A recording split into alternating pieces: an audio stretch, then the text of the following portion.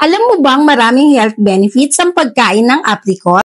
Good source kasi ang apricot ng vitamin A, C, potassium, at fiber, which contribute to improve vision, digestive health, skin health, and potentially reduce risk of chronic diseases. Ang maganda dito, available na rin ang apricot sa mga dried goods gaya nito. Ito nga pala yung 3F Food Dried Apricot.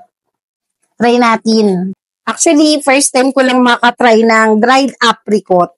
Ang dami niyang laman. Ang ginagandahan ng dried apricot, pwede mong dalhin kahit saan at mainam siyang pangpasalubong. Ganito kadami yung laman ng isang pack.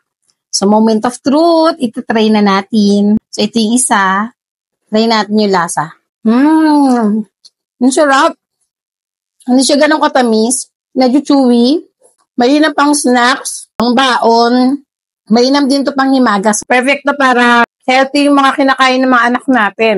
Mainam pang pasalubong. Nilagay ko na nga pala yung link sa aking yellow basket. Kaya, check this out.